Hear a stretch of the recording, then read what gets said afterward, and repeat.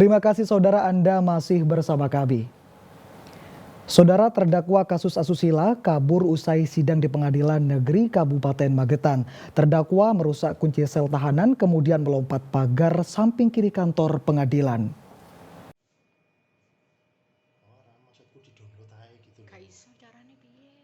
Inilah rekaman CCTV saat terdakwa kasus tindak asusila WS kabur dari sel tahanan Pengadilan Negeri Kabupaten Magetan Selasa siang. Terdakwa yang baru saja mengikuti sidang agenda pemeriksaan saksi langsung berjalan meninggalkan ruang tahanan, kemudian melompat pagar samping kiri kantor pengadilan. Terdakwa berhasil kabur setelah merusak kunci sel tahanan, lalu sengaja mengganti baju tahanan dengan baju warna hitam dari Rutan Magetan. Polisi yang berjaga mengira jika terdakwa adalah pengunjung sidang sehingga membiarkannya pergi. Kaburnya tahanan ini baru diketahui setelah agenda sidang selesai sekitar pukul 1 siang. Untuk tadi kronologisnya, pengawal kepolisian dan pengawal kejaksaan dikira pembesuk dari keluarga terdakwa. Jadi mengiranya itu dari keluarga yang terdakwa, maka karena posisi terdakwa itu baju tahanan dilepas. Upaya yang dilakukan saat ini sekarang upaya dari kejaksaan dan kepolisian sudah meminta bantuan kepolisian serta pihak-pihak lain, ada upaya pengejaran, masih upaya untuk melakukan pengejaran kepada terdakwa. Kini pihak kejaksaan dan polisi masih memburu terdakwa dengan mengecek lokasi yang diduga menjadi persembunyian, termasuk memantau terminal atau stasiun antisipasi terdakwa kabur keluar kota. Dirgo Suyono melaporkan dari Magetan. Saudara, uang ratusan juta milik seorang dokter yang tersimpan dalam mobil raib digondol pencuri di Pasuruan. Pelaku beraksi dengan modus menggembosi ban mobil korban dan memecah kaca mobil. Aksi pencurian dengan modus pecah kaca terekam kamera CCTV sebuah warung makan di Kelurahan Dermo, Kecamatan Bangil, Kabupaten Pasuruan. Pelaku mendekati mobil korban yang mengalami pecah ban. Pelaku mengendarai motor memecahkan kaca jendela depan sebelah kanan dan mencuri tas berisi uang yang tersimpan di kursi depan lalu kabur. Pemilik warung sempat menghampiri mobil korban dan menyadari jika telah terjadi pencurian setelah mengetahui kaca jendela mobil korban pecah. Sehingga pemilik warung berteriak memanggil pemilik mobil yang diketahui merupakan dokter. Ada mobil berhenti tapi kayak parkirnya nanggung gitu. Terus orangnya ya sempat keluar melihat bannya itu udah kempes yang sebelah kiri belakang. Jadi nggak enak, terus putar ke arah pintu depannya lagi itu nggak enak, terus mau masuk ke sini cari toilet, saya antar ke belakang, terus saya kembali lagi ke depan lah. Tahu-taunya udah dibobol itu jendelanya. Yang saya tahu itu sebelahnya itu ada sepeda. Sepeda terus dia habis ambil itu langsung pergi. Lari wes. Berapa uangnya, Bu? Kira-kira 100 juta. Tapi posisi bannya udah kempes ya? Iya, yang kiri belakang. Berbekal rekaman CCTV warung, korban melaporkan kejadian yang baru saja dialaminya ke Mapolres Pasuruan. Korban mengaku kehilangan uang sebesar 100 juta rupiah. Kepala Bagian Operasi Satuan Reserse Kriminal Polres Pasuruan kini pihaknya sedang melakukan penyelidikan.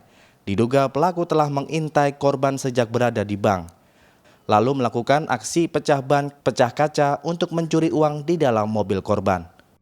Dapat kami sampaikan bahwa kronologi pencurian yang terjadi di Bangil, pelaku melakukan pencurian dengan modus pecah kaca dan diawali dengan pecah ban. Jadi setelah kendaraannya minggir, pelaku melakukan pecah kaca dan mengambil uang yang ada di dalam mobil. Kami dari Satreskrim Polres Pasuruan telah melaksanakan upaya penyelidikan dari titik awal korban melakukan transaksi di salah satu bank di Bank Mandiri di Bangil, dan selanjutnya kami melaksanakan penyelidikan di sepanjang perjalanan sampai dengan di titik TKP. Selain telah memeriksa rekaman CCTV warung, polisi juga telah mengidentifikasi kerusakan pada mobil korban, baik kaca jendela maupun ban mobil yang pecah, serta memeriksa sejumlah saksi. Dandi Arigafur melaporkan dari Pasuruan.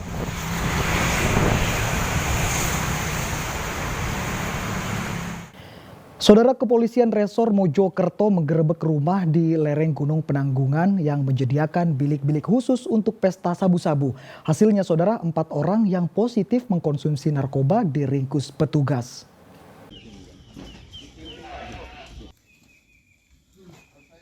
Tiga rumah di lereng Gunung Penanggungan Dusun Kandangan, Kabupaten Mojokerto digerebek petugas gabungan dari Polres Mojokerto.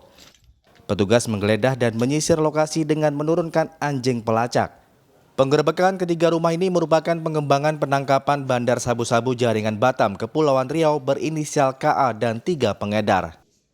Hasil penggerebekan, petugas menemukan korek api, plastik klip bungkus sabu-sabu, serta alat hisap. Rumah yang terdapat beberapa bilik ini diduga sudah 2 tahun beroperasi dengan omset ratusan juta rupiah. Sementara BB yang kita temukan BB sabu nihil, tapi kita temukan alat-alat banyak juga. Di sini benar adanya peredaran narkoba, adanya bilik-bilik yang untuk tempat nyabu, benar adanya. Dari jalan pintu masuk gang itu sudah dipasang CCTV, di tengah juga ada, atau di sekitar rumah itu juga ada CCTV juga. Dengan tujuan memang kalau ada penggerebekan dari yang bersangkutan pemilik rumah bandar ini bisa monitor kalau ada kedatangan polisi, jadi mereka bisa bersiap untuk kabur. Meski tidak menemukan barang bukti narkoba, 4 orang yang diduga usai pesta sabu-sabu digelandang petugas ke Polres Mojokerto guna pemeriksaan lebih lanjut. Dia Eko Purwoto melaporkan dari Mojokerto. Saudara, letusan Gunung Semeru kembali teramati dengan tinggi kolom mencapai 800 meter di atas puncak kawah pada Rabu siang. BPBD Lumajang mengimbau warga meningkatkan kewaspadaan, terutama potensi hujan abu di wilayah Kecamatan Senduro dan Kecamatan Pasru Jambe. Letusan material vulkanik Gunung Semeru terekam CCTV relawan di Desa Ororombo, Kecamatan Pronojiwo, Lumajang, mengakibatkan terbentuknya kolom abu setinggi 800 meter di atas puncak kawah Jonggring Saloko. Letusan juga terekam di seismograf Pusat Vulkanologi dan Mitigasi Bencana Geologi atau PVMBG di pos pengamatan gunung api Candi Puro Lumajang dengan amplitudo maksimal 23 mm selama 110 detik. Hasil pengamatan periodik selama 6 jam terakhir, Gunung Semeru mengalami 23 kali letusan dan 3 kali hembusan.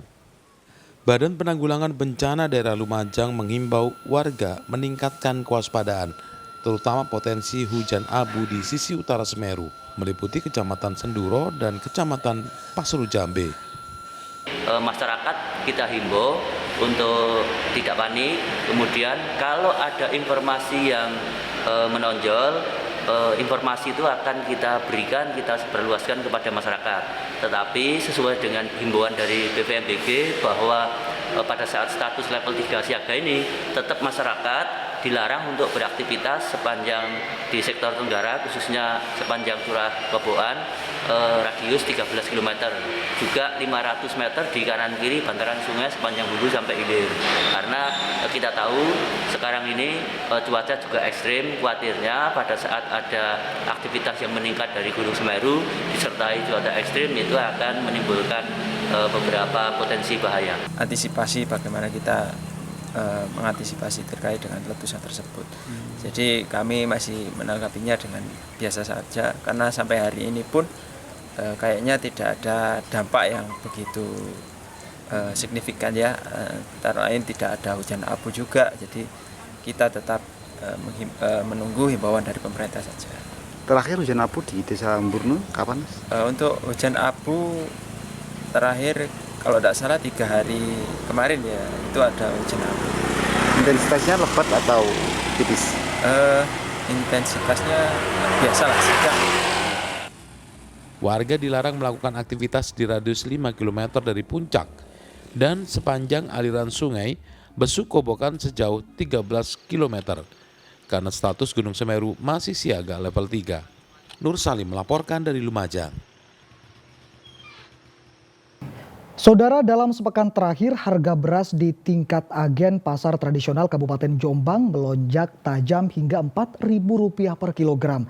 Peningkatan tersebut diduga karena kosongnya stok beras SPHP atau beras subsidi pemerintah sehingga memicu naiknya harga beras non-subsidi. Seperti di pasar tradisional Citra Niaga Jombang, kenaikan harga beras di tingkat agen sudah terjadi sejak memasuki awal tahun dan terus meningkat. Bahkan dalam sepekan terakhir harga setiap hari naik Rp200 hingga Rp300 per kilogram. Kenaikan harga tersebut berdampak pada sepinya pembeli baik di tingkat agen maupun lapak yang biasanya ramai oleh pengecer beras. Harga beras medium yang sebelumnya Rp12.600 naik Rp13.600 per kilogram. Beras premium yang sebelumnya di harga Rp13.600 saat ini melambung Rp16.800 per kilogram. Sementara untuk harga beras SPHP atau beras subsidi pemerintah yang dijual dengan harga Rp10.800 per kilogram tidak ada di pasaran. Ya, standar namanya sebab naik. Naik sampai berapa ini tadi? Ini naik berapa ribu? Sebelumnya berapa? 10 kilonya 130. Sekarang 136. Untuk kenaikan antara 4 hari sekali itu ada kenaikan 200, 4 hari sekali ada kenaikan 200 sampai menjadi 1.600 untuk medium dan premium. Akibat kenaikan ini untuk kondisi pasar sendiri seperti apa? Akibatnya untuk konsumen tidak mampu, makanya beralih untuk beras SPHP-nya kosong. Jadi mau tidak mau dia mensiasati belinya hanya kebutuhan sedikit saja. Pembeli menurun. Kenaikan harga ini berimbas pada menurunnya daya beli masyarakat. Masyarakat lebih memilih membeli beras dengan mengecer di toko-toko kelontong, meski harganya lebih tinggi. Kenaikan harga beras ini diperkirakan masih akan mengalami kenaikan karena musim panen padi sudah selesai. Dwi Mujiarso melaporkan dari Jombang. Motor listrik buatan Institut Teknologi 10 November Surabaya aman dipakai saat musim hujan. Informasi selengkapnya saudara akan kami hadirkan untuk Anda sesaat lagi.